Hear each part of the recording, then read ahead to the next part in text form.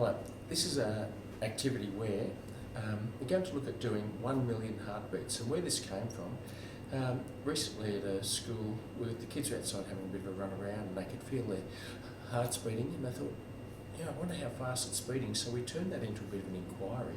Thought, well, let's find out for sure. So one of the first things we needed to do was actually find where our pulse was. So we go there. We found it much better going up there. And then one of the kids said, well, what's a good number? We find out how many in 1 minute, 1 day. Then someone said, well, how long to have 1 million? And that became our investigation. I've used this quite a few times. It's a really good one for an open-ended task. It's great for multiplication development too. So the first thing to do is find out pulse, and I just did mine before.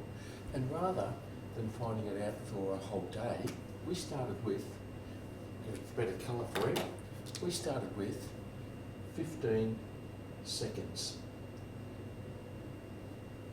Why 15 seconds?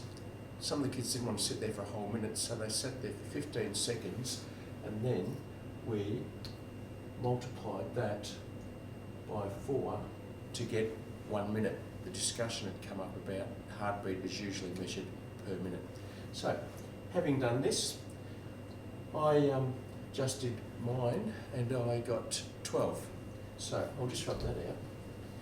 So if I got 12 beats in 15 seconds, if I multiply that by 4, that will give me my beats per minute. And here's where we do the multiplication. We've got a purpose and intent for the maths that we're using. So 4 times 2 is 8, 4 times 1 is 4.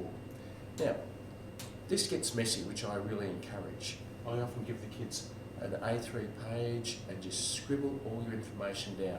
But make sure that we can record what that number is telling us. So I might just call that beats per minute. I'll need to come back to that regularly. Now, if that's for 1 minute, 2 minutes could be what? Have the discussion. I could go 48 plus 48 and get my answer. For 3 minutes, 48 plus 48 plus 48, and so on.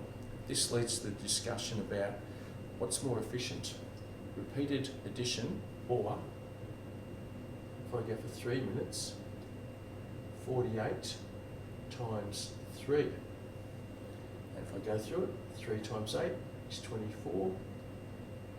3 times 4 is 12, plus 2 is 14. So in 3 minutes, I have 144 beats. See how I'm keeping, better right there, that's 1 minute. And as you can see, my work's messy already. So 2 minutes, 8 plus 8 plus 8 is 24. 2, 4, 8, 12, and 2 is 14. Oh, that's 3 minutes there, isn't it? So, is it better to go repeated addition or multiplication? This is what we're working towards. So, the question is, there's 1 minute, there's 3 minutes, what about 10 minutes? So if I can keep my information organised, messy but organised. So 10 minutes, well there's 1, so 48 times 10. And here we go. I'm going 0, 0, 0 for the representing multiplying by tens. 1 times 8 is 8, 1 times 4 is 4, 0, 8, 4. 480 beats in 10 minutes. Then I could work out 20 minutes. I could do 480 plus 480 or times 2. Now the teachers I'm working with wanted to focus on multiplication. Let's do that. 2 times 0, 2 times 8 is 16, 2 times 4 is 8, and 1 is 9. So in 20 minutes, 960 beats. So I know that 20 minutes plus 20 minutes plus 20 minutes gives me 1 hour.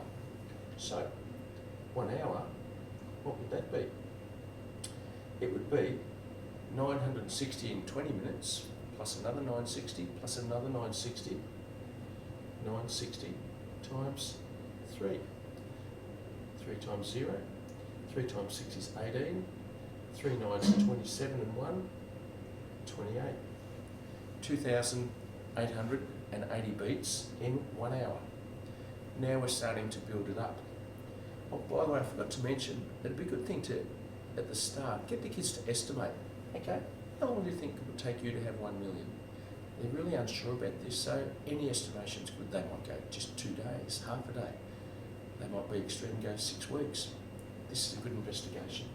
So, as you can see, I've got my information. Now, sometimes I find at this point, I like to do this. 1 minute, 3 minutes, 10 minutes, 20 minutes, 1 hour, so that I can quickly locate the time fractions with the totals. So, 1 hour, so 2 hours, I could double that. 4 hours, multiply it by 4. 5 hours, let's go for 5 hours.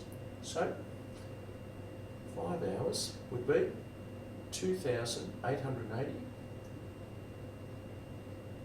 multiplied by 5. 0, 5 eighths are 40, 5 eighths are 40, and 4 is 44. 5 twos are 10, and 4 is 14. 14,400 beats in 5 hours. This is where the amazement starts happening with the kids. I might highlight that time fraction. So what happens now is 5 hours could then become 10 hours. What would 20 hours be? It's a lot of multiplying or repeated addition, but we're trying to encourage the multiplication. We will keep adding big numbers together, but as we get closer and closer, we might get up to, for example, I don't know, let's go 976,246. So now, instead of adding big numbers, well, that one would still work in. I don't know if 10 hours would. We then need to start going back and adding smaller numbers. So we're adding bigger numbers, progressively bigger and bigger and bigger. But as we get closer and closer to 1 million, we start to add smaller increments. And that's where it's important to be able to go back and say, oh, I've only got a little gap here. Will I add on 20 minutes? Will I add on 10 minutes? And so on.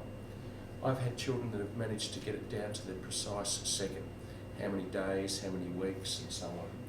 This is a great investigation. Kids often will need a lot of support with it too, but that encouraging that, yes, it can look a bit messy, but it's an organised mess. Being able to find out where your information is to keep adding it on. So that's 1 million heartbeats, and that then developed an investigation where the kids often said, well, I've got my Fitbit on, which they have so many these days, but I wonder how many steps I would take on an average day. And they figure out what they would do and they count. But rather than just relying on the Fitbit, a little bit of paper and a pencil, and they just count, keep their steps for an hour or two, then average it out. It could be things like how many burgers might I eat in a year? How many times do I have a shower in a year? How many hours do I spend asleep a year? How many kilometres do I travel to school every year?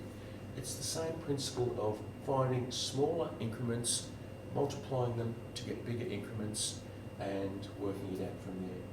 So, and also with the million heartbeats, they can do this where after exercise generates a bit of a heartbeat, so they get going, oh wow, I can feel that.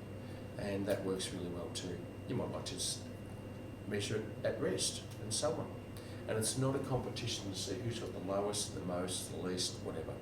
It's all about just using bits of information to get more results.